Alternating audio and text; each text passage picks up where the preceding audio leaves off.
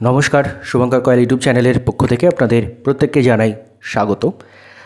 কয়েকটা বিষয় নিয়ে আজকের ভিডিও আলোচনা থাকবে, মেনলি পিএসসি মিসলেনিয়াস এবং তার সাথে সাথে ডব্লিউবিসি 2023। এই ইনফরমেশনগুলো পাওয়া পিএসসির প্রাক্তন ডেপুটি সেক্রেটারি স্যারের থেকে, তিনি তার ইউটিউব চ্যানেলে স্টুডেন্টদের জানিয়েছেন।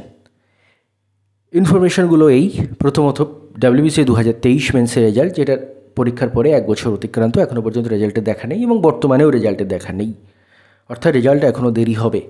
এইটুকু খবর যে রেজাল্ট দেরি হবে, কবে আসবে এখনও পর্যন্ত সেসব বিষয়ে কিছু জানা যায়নি। এবার আসা যাক পিএসসি মিসেলেনিয়াস, এটার তো রেজাল্ট এই মাসে আসছে সে মাসে আসছে করে অনেক গেছে সময়।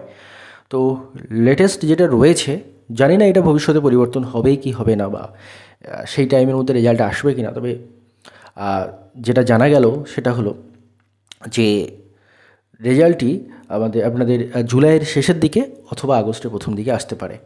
এখনও পর্যন্ত এরকম ব্যাপার যে জুলাইয়ের শেষের দিকে রেজাল্টটা পাবলিশ করার পিএসসি চেষ্টা করছে, তবে রেজাল্টটা বার হতে হতে আগস্ট হয়ে গেলেও যেতে পারে।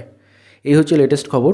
তো জুলাইয়ের এন্ড বা আগস্ট এই টাইমটায় একটা আশার আলো রয়েছে। জানি না এটাও আবার পিছিয়ে যাবে কিনা, কারণ এরকমভাবে অনেকবার পিছিয়ে গেছে, তো আমারও বলতে ভালো লাগে না খুব একটা, কিন্তু যেহেতু ইনফরমেশান আপনারা বহুজন অপেক্ষা করে থাকেন, তার জন্যই সংক্ষেপে হলেও এসে আপনাদের সামনে দাঁড়িয়ে একটু বলে দেওয়ার চেষ্টা, আর কিচ্ছু নয়। এবার আসা যাক মেন পরীক্ষা কবে হতে পারে, সেই বিষয়টা নিয়ে অনেকেই জানতে চাইছেন। দেখুন, মেন পরীক্ষার ব্যাপারটা এরকম যে পিএসসি রেজাল্ট, প্রিলিমসের রেজাল্ট বের করতে 10 মাস 14 মাস যা ইচ্ছা সময় নিতে পারে, কিন্তু মেন পরীক্ষার জন্য তারা বেশি সময় দেয় না। যেমন উদাহরণ হিসেবে 2023-এর ডব্লিউবিসি 2023-এর প্রিলিমসের রেজাল্ট বার করতে তারা অনেক সময় নিয়েছিল, কিন্তু মেন পরীক্ষার আগে মাত্র মনে হয় 35 দিনের কাছাকাছি দিয়েছিল। তো সেই জন্য রেডি থাকতে হবে আপনাদের। এবং লাস্ট একবার ডেপুটেশনেও কিন্তু এটা পিএসসির তরফ থেকে বলা হয়েছিল যে মেন পরীক্ষার জন্য 30 থেকে 45 দিন মতো সময় নিতে, 30 থেকে 45 দিন মতো সময় পাওয়া যেতে পারে আপনার মিসলেনিয়াস রেজাল্ট। তো সেইভাবে রেডি থাকুন যে মিসলেনিয়াসের রেজাল্ট বার করে দিল, দিয়ে দুম করে মেন পরীক্ষা তারা কিন্তু অ্যানাউন্স করে দিতে পারে। So be prepared for that. সেই জন্যে যদি আপনাদের জুলাইয়ের শেষের দিকে হয়, এখনও পর্যন্ত আমার মনে হয় জুলাই শেষ বা আগস্টে যখনই হোক, আপনাদের কিন্তু সেপ্টেম্বরে এক্সাম, এটা ভেবে এখনও পর্যন্ত প্রিপারেশন নেওয়া উচিত, এখনও পর্যন্ত নেওয়া উচিত।